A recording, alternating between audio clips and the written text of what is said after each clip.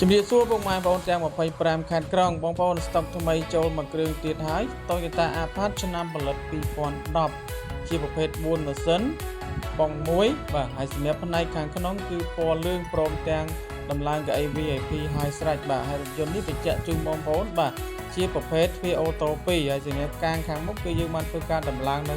011ហើយស្រេចបងប្អូនណាបាទមាន7កាងមាន7គុជបាទរួចជាការស្រេចអញ្ចឹងបងប្អូនដែលស្វែងរកអាផាតបាទយកទៅធ្វើអាជីវកម្មឬបងប្អូនចង់យកទៅប្រើលក្ខណៈគ្រួសារបាទបងប្អូនអាចងាកមកមើល010មកគ្រឿងនេះបានបងប្អូនណាបាទធានាជូនបងប្អូនថាឡានអត់មានប្រវត្តិបុកប៉ះកាត់តអីទេបាទពាក់ព័ន្ធនឹងឯកសារផងដែរ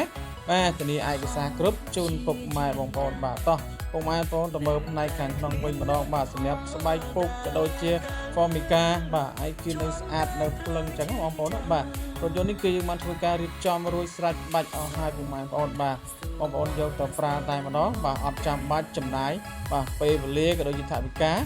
សម្រាប់ការរៀបចំនេះទេពុកម៉ែបងប្អូនបាទដំឡើងកៅអី VIP ហើយរួចជាការស្រេចបាទបងប្អូនគឺយកដឹងថាយកទៅប្រើតែម្ដងបងប្អូនណាបាទហើយសម្រាប់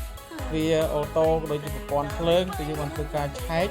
បាទសពគ្រប់អស់ហើយពុកម៉ែបងប្អូនណាបាទអត់ចាំបាច់យកទៅរៀបចំនេះទេ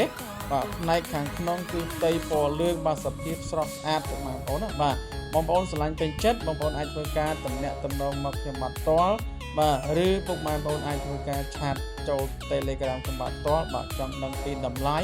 បាទចង់ដឹងពីពិនភាគឡានបាទចង់ដឹងពីព័ត៌មានផ្សេងបងប្អូនអាចធ្វើការតំណាក់តំណងតាមលេខទូរស័ព្ទខ្ញុំបាទផ្ទាល់ផងដែរពុកម៉ែបងប្អូនបាទអរគុណច្រើនពុកម៉ែបងប្អូនបាទនឹងមានវីដេអូថ្មីក៏ដូចជាមានរថយន្តស្អាតជាច្រើនគ្រឿងទៀតសម្រាប់ចែកជូនពុកម៉ែបងប្អូនទស្សនាផងដែរបាទគ្រប់ជូនពរពុកម៉ែបងប្អូនជួបតែសំណាងល្អបាទធ្វើដំណើរទីចិត្តទីឆ្ងាយឲ្យជួបតែសុខសុវត្ថិភាពទាំងអស់គ្នាណាពុកម៉ែបងប្អូនបាទអរគុណច្រើនពុកម៉ែបងប្អូនបាទ